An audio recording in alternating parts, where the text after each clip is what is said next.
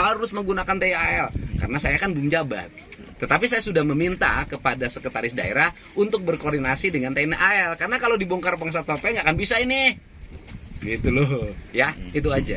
Nah, kalau proyek pelabuhan perlu dilanjutkan apa enggak, Kang? Ya, nanti kita tanya dulu, kita lihat dulu kan hak kepemilikan atas tanahnya bagaimana. Kita lihat dulu. Tetapi yang jelas hari ini hanya ngomong pagar ini melanggar undang-undang. Tapi kenapa dibiarkan nggak ada tindakan dulu? Kita sudah ya, kalau belum ada izin kan tidak boleh dulu ada kegiatan. Saya nanya ke Bapak ini melanggar nggak? Ya, jangan lihat pengacara, saya nanya ke Bapak. Bapak kan 14 hari lagi jadi staf saya. Ini ya? Ya, kenapa ada ini? Ya, dia harus. Nah, kalau sedang dipungut, ilegal dong pengurukannya. Mereka yang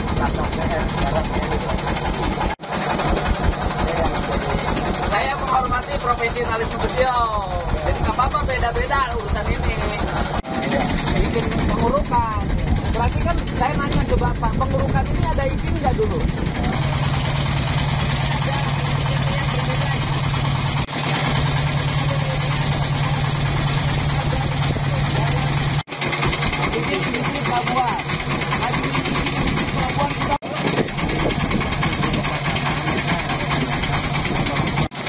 Daripada untuk menunjang pelabuhannya.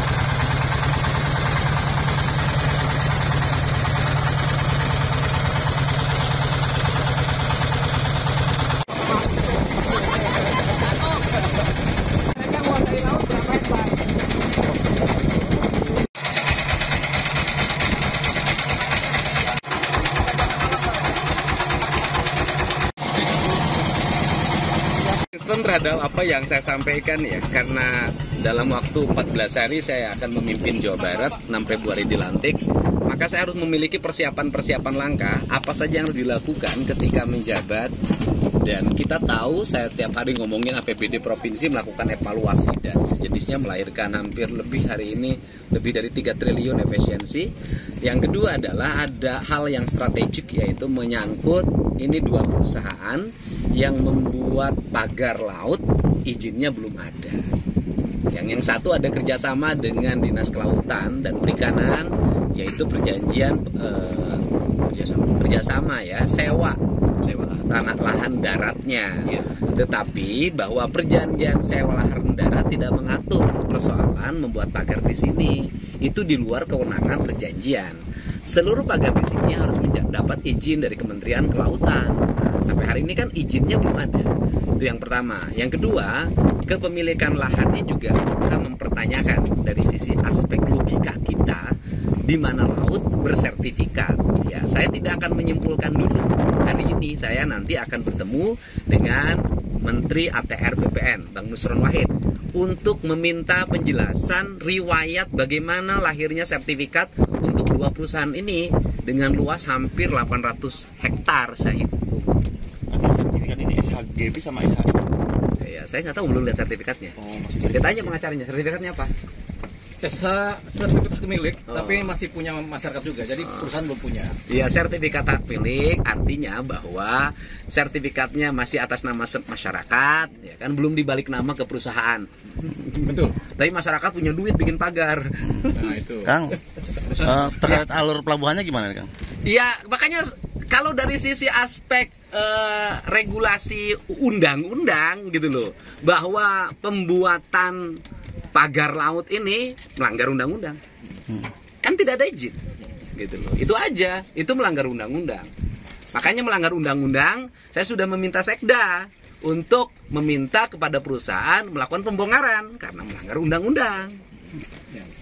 Dalam podcast iya. Bapak meminta bantuan ke TNI AL ini bisa ya teknisnya nanti gimana? setelah saya ketemu Menteri ATR BPN dan kemudian saya bisa melihat riwayat tanahnya, saya menjabat, tindakan saya berbeda.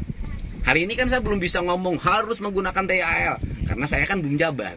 Tetapi saya sudah meminta kepada sekretaris daerah untuk berkoordinasi dengan TNI AL karena kalau dibongkar Pang Satpol PP nggak akan bisa ini. Gitu loh. Ya, itu aja. Nah, kalau proyek pelabuhan perlu dilanjutkan apa enggak, Kang? Ya, nanti kita tanya dulu, kita lihat dulu kan hak kepemilikan atas tanahnya bagaimana. Kita lihat dulu. Tetapi yang jelas hari ini hanya ngomong pagar ini melanggar undang-undang. Kami menyambut positif kunjungan ini. Memang banyak masukan dari Kang Deddy bahwasanya ini memang bahasanya melanggar undang-undang. Memang kami dari awal mengakui kami melanggar undang-undang. Jadi memang sudah diurus tapi belum jadi. Sudah diurus PKKPRL-nya tapi belum jadi. Kemudian disegel. Karena disegel ini ya kita harus patuh kan. Tapi kemudian ada permintaan dari KKP supaya segera diurus. Langsung kemarin ketika ada perintah itu langsung kami segera urus. Jadi dokumen-dokumen sudah masuk. Mudah-mudahan ada kemudahan dari KKP. Siapa tahu ini kan memang tujuan dari ini kerjasama ini kan sebenarnya mulia tujuannya, yaitu ingin membangun pelabuhan perikanan terbesar di Jawa Barat, Pelabuhan Paljaya. Karena selama ini kan cuma ada di Muara Baru sama Muara Angke. Di sini belum ada, di Jawa Barat ini belum ada, makanya apalagi dekat dengan pelabuhan-pelabuhan perikanan kan. Jadi harapannya di Jawa Barat ini punya pelabuhan perikanan terbesar, sehingga kami orang-orang yang bekerja di bidang investasi dan industri perikanan kita bisa dapat nih peluang untuk kerjasama dengan pelabuhan yang ada di Paljaya ini, di mana nanti para nelayan dengan kapal besar bisa masuk ikan besar, kami nanti mengolah sebagai industri perikanan, tenaga kerja dapat, banyak yang dapat bekerja, kemudian kita bisa ekspor ikan-ikan kita ke luar negeri dengan harga yang mahal. Dan kemudian masyarakat Jawa Barat akan punya yang namanya protein dari ikan yang banyak. Gitu. Selama ini kan ngambil protein ikan kan dari Muara Angke. Harapannya dari sini juga bisa dapat. Kedepannya 50 tahun lagi pasti ini akan jadi pelabuhan besar deh. Kita percaya deh. Urusan kami diminta untuk membongkar, kami laksanakan pembongkaran. Cuman sayang ya, alur laut sudah didalamin, ketika dibongkar kan akhirnya tanahnya balik lagi ke wilayah yang sudah dalam laut ini kan. Jadi akhirnya nanti kapal-kapal besar nggak bisa masuk lagi. Makanya harapannya bisa diteruskan oleh Pemprov Jawa Barat dengan pimpinan Pak Gubernur yang baru, Pak Kang Deddy Mulyadi, supaya ini tetaplah kita bikin alur laut supaya tetap dalam, supaya nanti kapal besar bisa masuk ke Muara Angke, bisa kapal besar tapi nggak bisa masuk kemari. Harapannya kapal besar juga masuk kemari. Nanti kalau sudah ada pelabuhan besar pasti banyak kapal besar masuk, karena kita juga punya kerjasama dengan perusahaan-perusahaan perikanan yang besar di luar yang memang kita juga pengen juga investasi di dalam sini.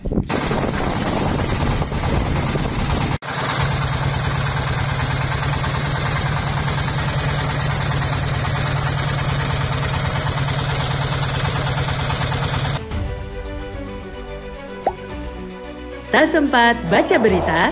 Dengarkan saja. Klik text to speech di sindonews.com.